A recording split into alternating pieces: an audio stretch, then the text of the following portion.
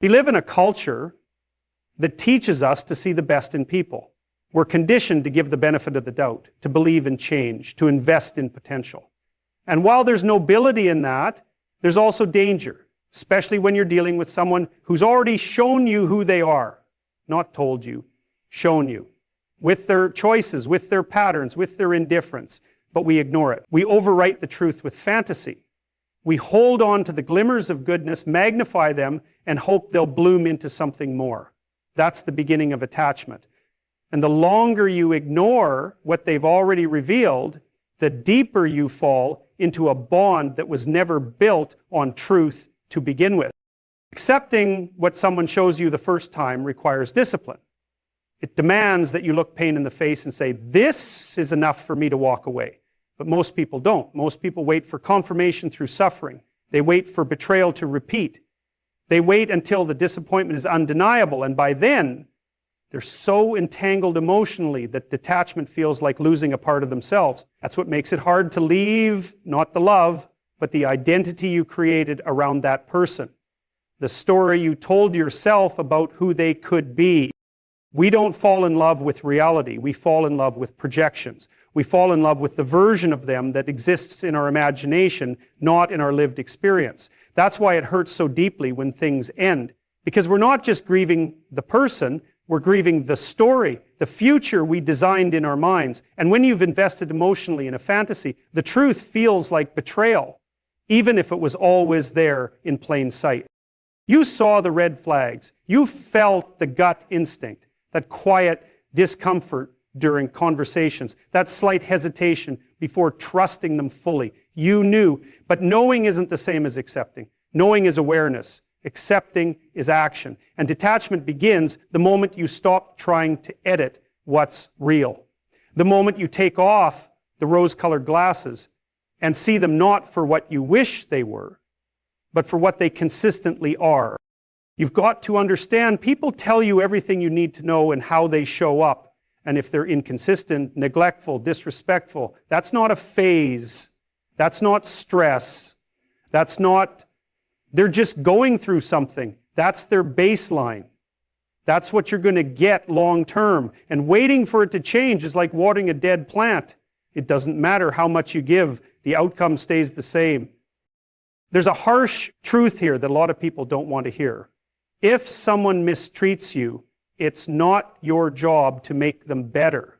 It's not your duty to become lovable enough to awaken something in them. You're not a rehab center for emotionally unavailable people.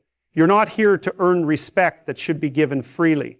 If someone can't value you without being begged, without being reminded, then they don't value you. And you're not the exception that's going to change them. They are who they are. And they've shown you. That's the moment you detach, not out of hate, not out of bitterness, but because your peace, your clarity, your future depends on your ability to see things as they are. You can't keep arguing with reality and expect to be free. You have to surrender the fantasy. You have to mourn what could have been. You have to let go of the idea that love means holding on no matter what. Sometimes love means leaving. Sometimes love is knowing when something isn't healthy and walking away with your dignity intact. People aren't puzzles to solve, and your worth isn't defined by how much you can endure. There is no prize at the end of suffering, just exhaustion. And you deserve more than to be tired all the time, emotionally drained, spiritually empty, because you stayed in something that asked you to ignore your own needs. That's not love. That's self-abandonment.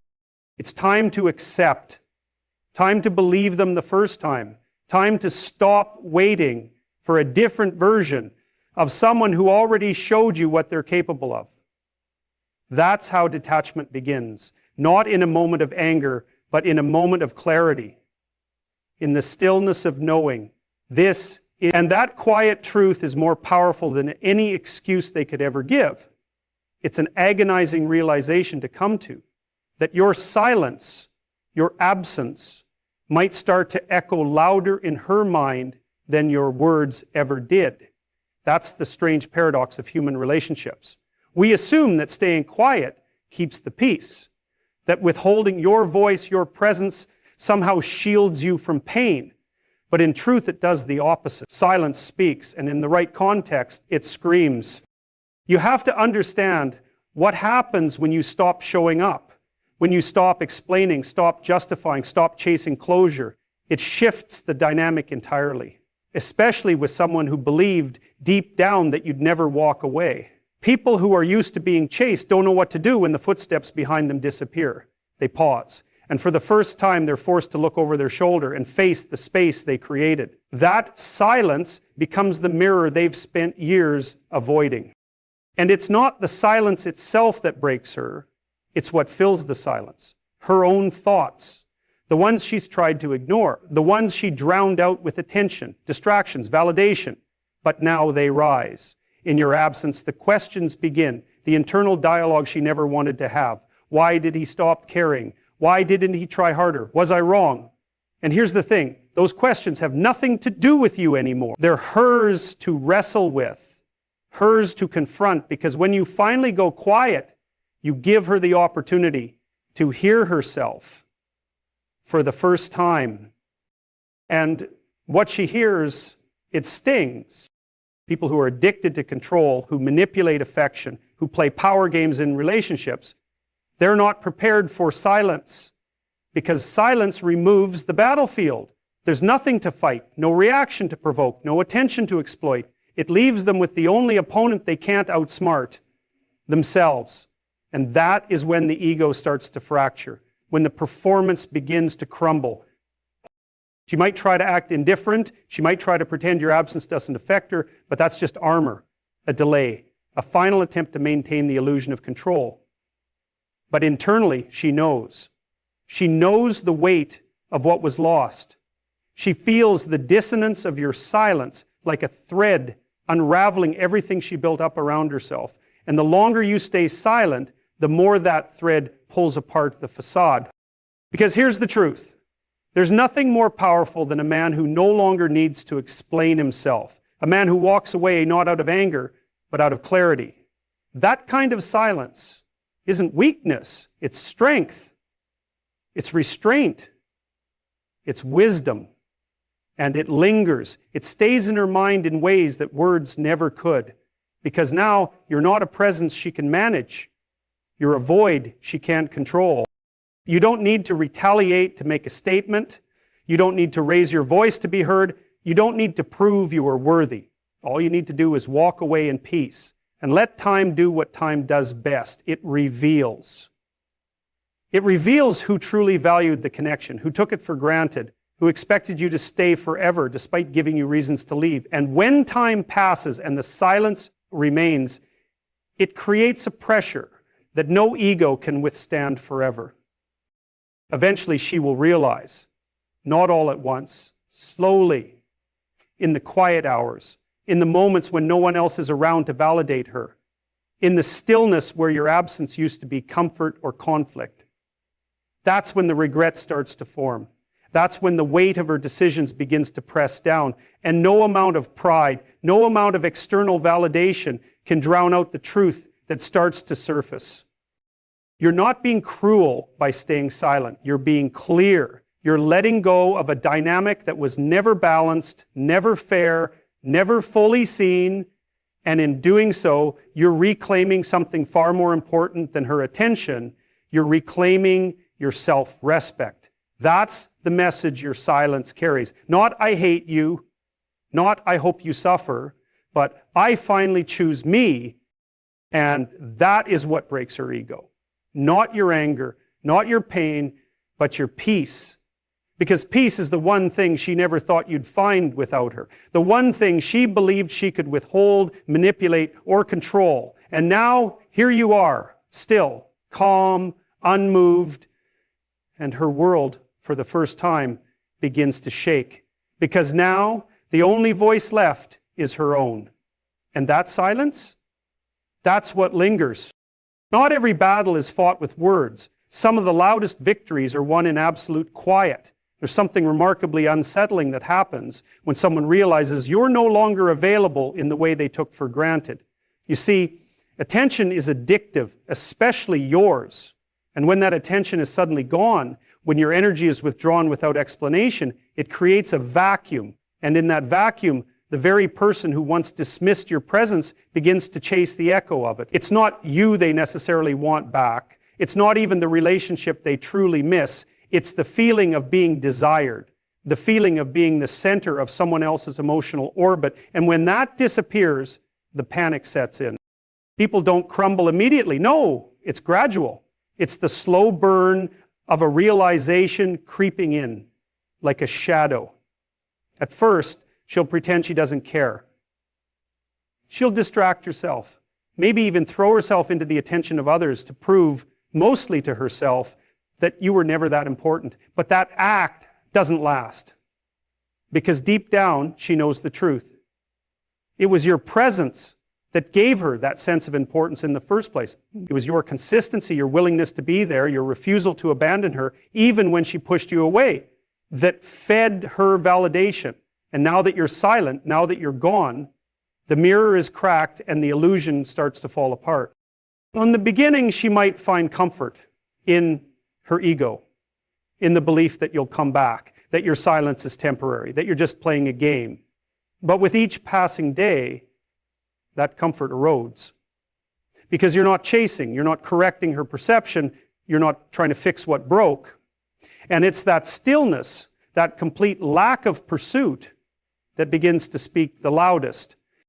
It's not your words she remembers, it's your energy, your emotional investment, your willingness to show up when things were hard.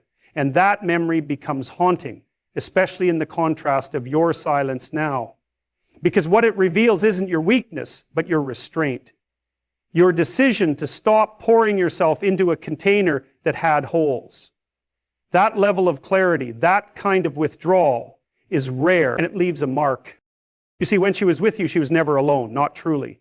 Even in conflict, even in distance, there was this unspoken safety net. She knew you'd be there. She knew you'd come back.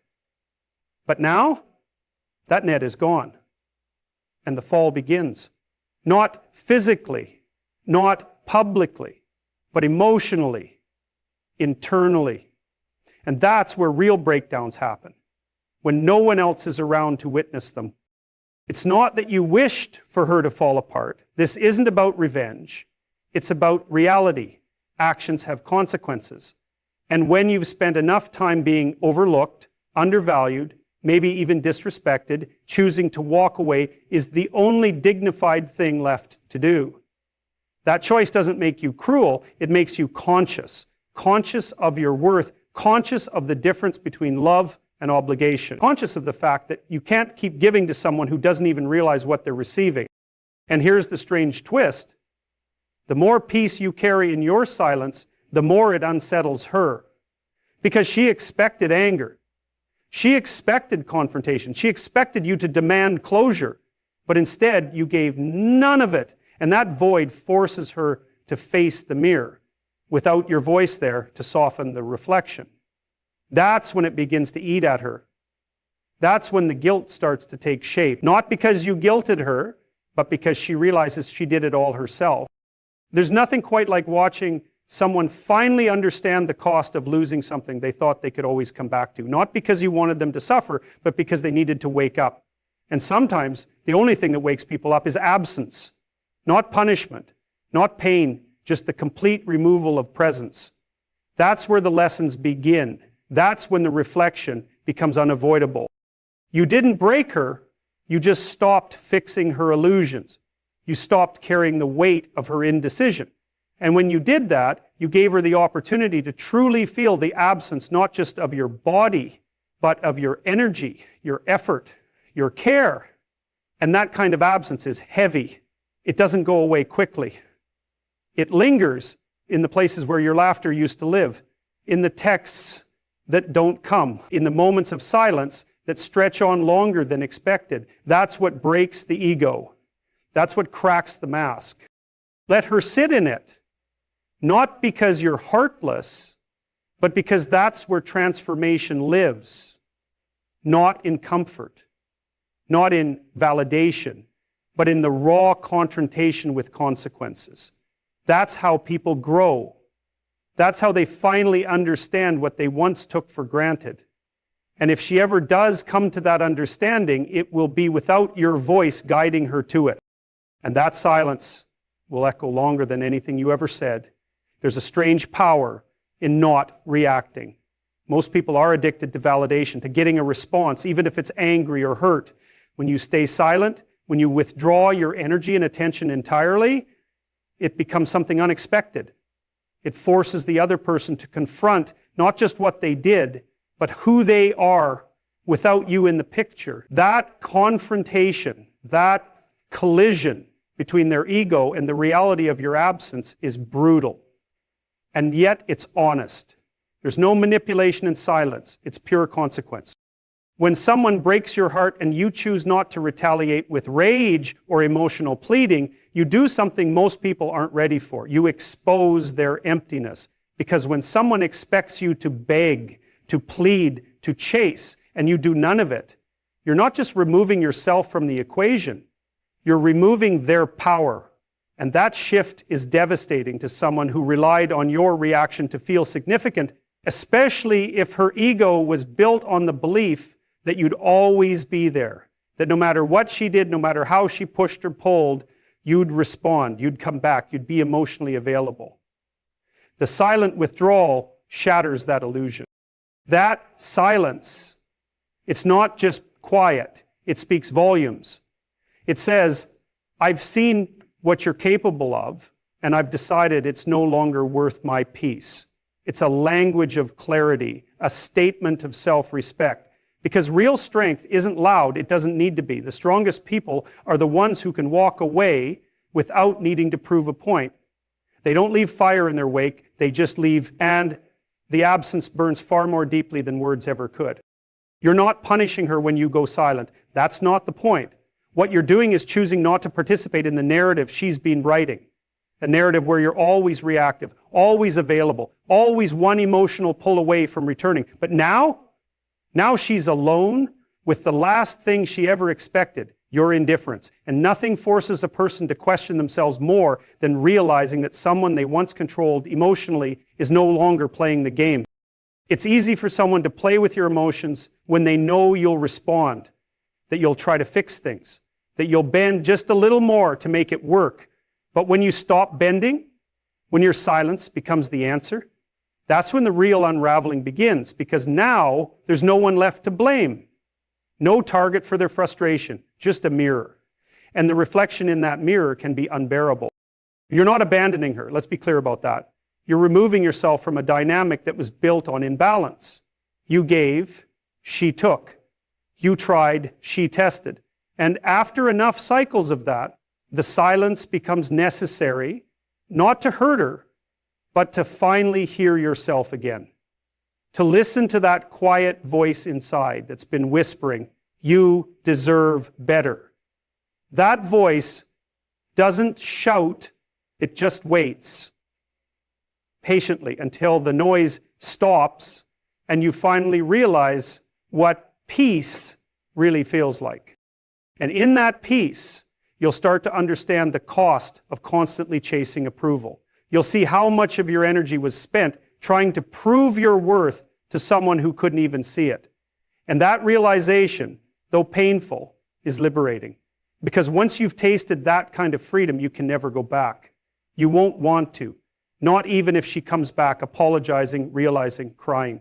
Because now you know what it feels like to exist outside of her approval. And you won't trade that for anything.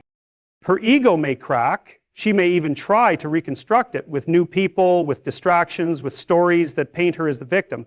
But deep down, she'll remember the one who didn't react, the one who didn't fight to be understood, the one who chose silence over chaos. And that memory will linger, not because you caused her pain, but because you didn't respond to it. That's what she'll never forget. There is immense strength in restraint, in walking away without a scene, in choosing yourself without making it her fault. That's not weakness. That's clarity. That's knowing that sometimes the most powerful thing you can do is nothing at all.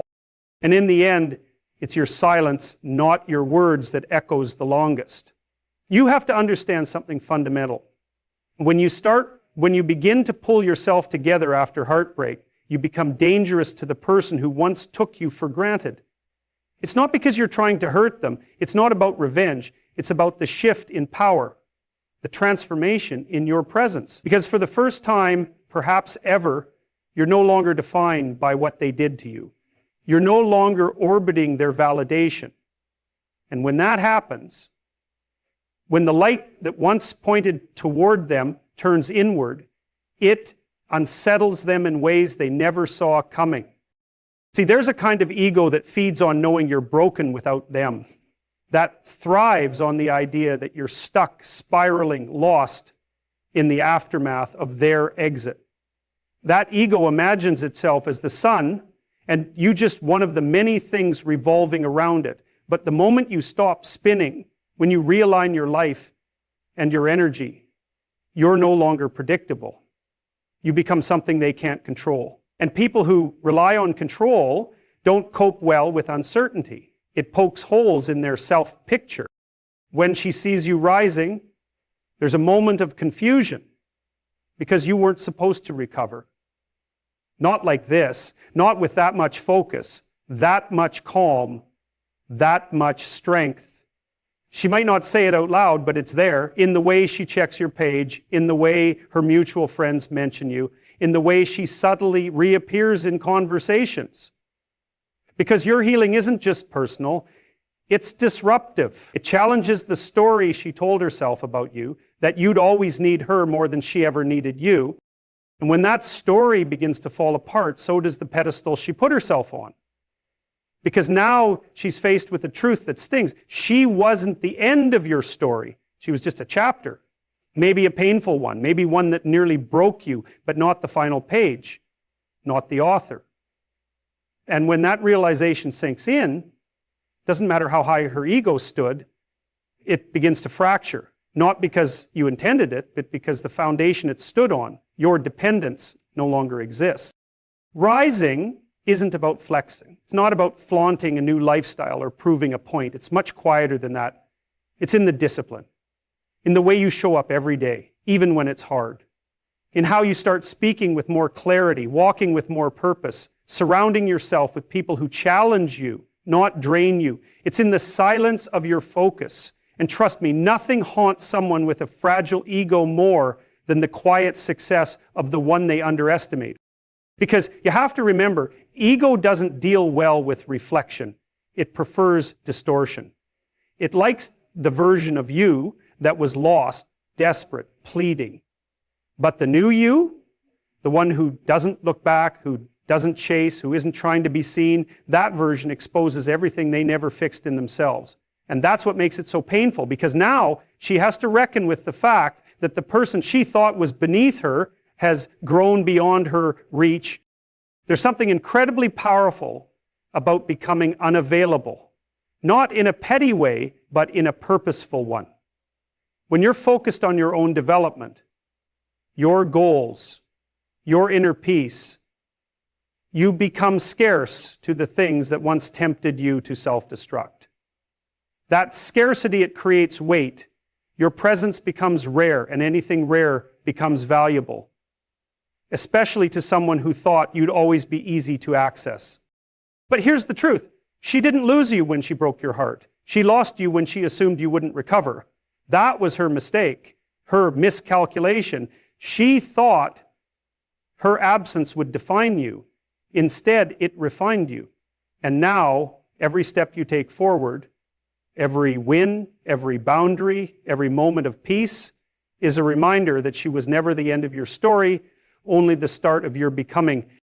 So rise, not to prove her wrong, but to prove yourself right, to show yourself what happens when you don't give up, when you take all that pain and turn it into discipline, into clarity, into direction.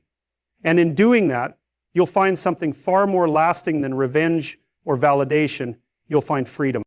And nothing breaks an ego like the silence of your success. You have to understand that your silence isn't just a lack of communication, it's a presence that lingers, echoes, and grows louder with each passing day.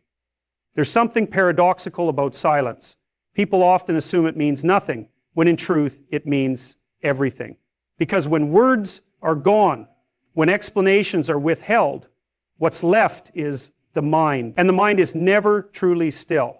It begins to wander, it begins to imagine, it begins to question, and eventually it begins to break down the very defenses a person built to shield themselves from consequence.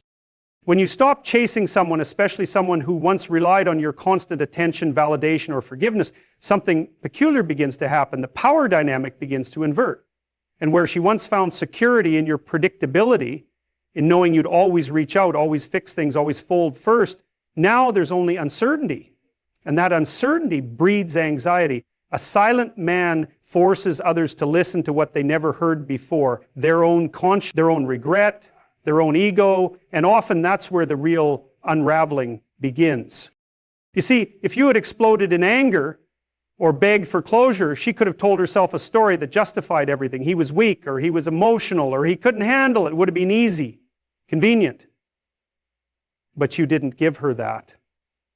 You gave her space, and not the kind she asked for, but the kind she never thought she'd get, the kind that's cold, detached, absolute. And when someone with a fragile ego is given that kind of space, they begin to panic, not because they miss you in the romantic sense, but because they realize they're no longer the center of your world. And that's terrifying for someone who is feeding off that attention. Over time, your silence becomes a mirror, not for you, but for her. It forces her to look inward.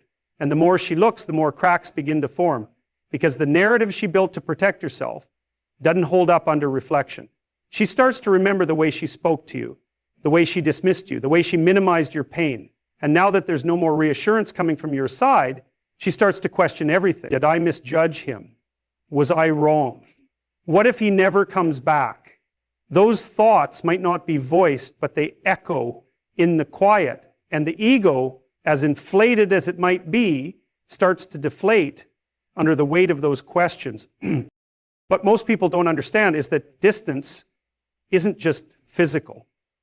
It's energetic, emotional. And when that emotional distance becomes real, it hurts more than any argument could. Because arguments mean you still care. Silence, that means you've let go. And when you've let go, you rob the other person of control. And that's when they start to spiral. She might act unbothered. She might post pictures, surround herself with distractions, pretend like she's thriving. But it's all noise, because none of it fills the vacuum you left behind. Your silence carved out a space that nothing else seems to occupy, and every attempt she makes to fill it, whether through validation from others, new relationships, or social facades, only amplifies the hollowness, because none of it carries the weight of your presence. And when someone starts to feel that absence in their bones, it's not just the heart that hurts, it's the ego that crumbles. There's something deeply unsettling about realizing someone has moved on without you, especially if you never imagined they could. And when you carry yourself with quiet strength, when you build your life without broadcasting it, when you find peace without seeking pity, that's when she starts to feel it. Not in a loud, dramatic way, but in small, subtle moments.